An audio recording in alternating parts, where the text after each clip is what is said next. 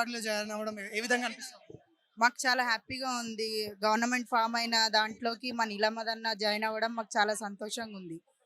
ఏ ఉద్దేశంతో వస్తున్నాను అనుకోవచ్చు. పేద ప్రజల కోసం వస్తుండని చెప్పేసి అని మేము అనుకుంటున్నాం. అంటే గతంలో ఈ పార్టీ ద్రోహం చేసిందన్న ఈ వ్యాఖ్యలు కూడా చేశారు. మరి ఇప్పుడు చూస్తే అదే పార్టీలోకి రావడం ఏ విధంగా రాజకీయం అంటేనే అట్లనే ఉంటది కదా. ఇప్పుడు ఇది రాజకీయం ప్రవచనాలు చేసేటటువంటిది అయితే కాదు. ఒక మాట మీద ఉండడానికి దేవుణ్ణి నమ్ముకుంటలేడు. ఆ పార్టీ కాబట్టి పార్టీ పరంగా మారాలి.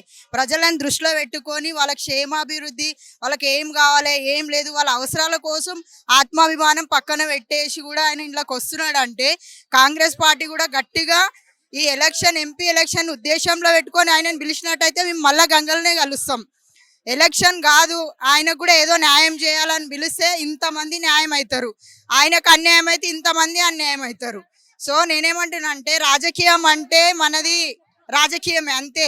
గవర్నమెంట్ ఫామ్ అయింది కాబట్టి ప్రజలకి ఆయన దగ్గర ఉన్న వాళ్ళకి అందరికీ న్యాయం జరుగుతుంది కాబట్టి ఆయనను మేమే ఇంట్లోకి జాయిన్ అయితే మేము బాగుపడతాం అన్నందుకు ప్రజల పక్షంగా ఆయన వచ్చిండు. ఆయనకై ఆయన రాలేడు. ఆయన స్వార్థం కోసం రావాలంటే ఒక్కడే రావచ్చు. ఆయనకు ఒక కారు ఉంది, ఆయన ఫ్యామిలీ ఉంది, ఆయన వచ్చేయచ్చు. ఇంతమందిని వేసుకొని వచ్చిండంటే ప్రజాభిప్రాయం ప్రకారమే వచ్చిండు ఇక్కడ దాకా. పదవి కోసం వచ్చిండా లేకుంటే ప్రజల సేవ కోసం వచ్చిందంటే ఏం చెప్తారు? ఇప్పుడు ఎంపీకి మీకు సీట్ కావాలని అడిగితే నాకు ఎంపీ సీట్ వచ్చు, నా ప్రజలకు సేవ చేసుకోవడానికి నాకు అవకాశం ఇవ్వండి, పార్టీకి పని చేస్తా అన్నాడు. దీన్ని బట్టి అర్థం ఏముంది? పదవి కావాలని అయితే రాలేడు కదా. పదవి దానికంతటా అది మనం కావాలనుకుంటే కొనుక్కుంటే కూడా వస్తుంది, కోరుకుంటే కూడా వస్తుంది. వాళ్ళే ఆఫర్ ఇచ్చినప్పుడు వద్దన్నాడు అని అన్నప్పుడు ప్రజల సేవ కోసమే కదా. ఏమేమి ఉన్నాయి 6 గ్యారెంటీలలో ప్రజలందరికీ చేరాలి అని చెప్పేసి ఆ ఉద్దేశంతో ఆయన ఇక్కడికి వచ్చిండు. ఇక్కడ చూసుకున్నట్లయితే ఇట్లా వందల మంది గల రావడానికి గల కారణం ఏంది? అసలు ఇంతమంది ఏమన్నా డబ్బులు ఇచ్చారా లేకుంటే ఏ విధంగా? అభిమానం. డబ్బులు ఇస్తే ఇంత దూరం రారు, కిరాయిలకే అయిపోతాయి అవి.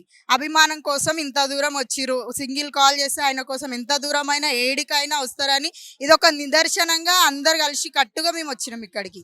కొంతమంది అనుకుంటా ఉంటారు ఈయన పదవి కోసమే ఇళ్ళకి వస్తూ ఉన్నారు, కాంగ్రెస్ లో ఉన్న వాళ్ళు నష్టపోతా ఉంటారు అని అనుకునే వాళ్ళకి మీరు ఏం చెప్తారు?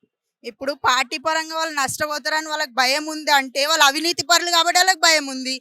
నీతిపరుడు కాబట్టి ఏ పార్టీలోనైనా నాకు కావాలి మాకు కావాలి మాకు కావాలని చెప్పేసి ఆయన గురించి పాజిటివ్ థింకింగ్లో ఉన్నారు కదా. ఇప్పుడు ఆయనకు రమ్మని పిలుస్తూనే వచ్చిండు. నాకై నేనే వస్తాను, మమ్మల్ని అందరిని వేసుకొని ఇక్కడికి రాలే, పిలిచిరు. మీ అవసరం మాకు ఉంది. ఇప్పుడు నీ దగ్గర ఇన్ని ఓట్లు ఉన్నాయి, ఇన్ని ఓట్ బ్యాంకింగ్ వల్ల కాంగ్రెస్కి బలం ఉంటుంది, మీరు ఇక్కడికి రావాలని ఆయన పిలిచిరు, ఆయన వచ్చిండు. కానీ ఈ పార్టీ పరంగా అయితే ఆయన ఉద్దేశించుకొని అయితే రాలే, ప్రజలను ఉద్దేశించి వచ్చిండు. ఎంపీ ఎలక్షన్ లో తన బరిలో నిలే అవకాశం ఉందని అంటారు. ఒక్కవేళ ఆయన ఎంపీగా నిలబడితే మాత్రం ఖచ్చితంగా ఆయన పవర్ ఏందో చూపించుకున్నాడు. ఇక పవర్ ఉంది కాబట్టి ఇప్పుడు ట్రాన్స్ఫారం చూస్తే ముట్టుకోవాలంటే ఎవరికైనా భయమే అవుతుంది. కాబట్టి ఇప్పుడు సీనియర్ రాజకీయ నాయకులు కూడా నీలమ్మది ఇంట్లోకి వస్తే మేము అన్యాయం అయిపోతాము అని రాజకీయ నాయకులు అనుకుంటారు. కానీ ప్రజలు ఏమనుకుంటారు తెలుసా? మేము బాగుపడతాం, 3 పూటలు అన్నం తింటాం, గుండెల మీద చేసుకొని నిద్రపోతాం ప్రజలు అనుకుంటారు. ఇప్పుడు రాజకీయ నాయకులను చూడాలా, ఆయన ప్రజలను చూడాలా?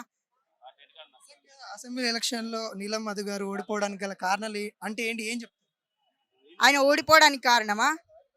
ఓడిపోవడానికి కారణం మోసమే.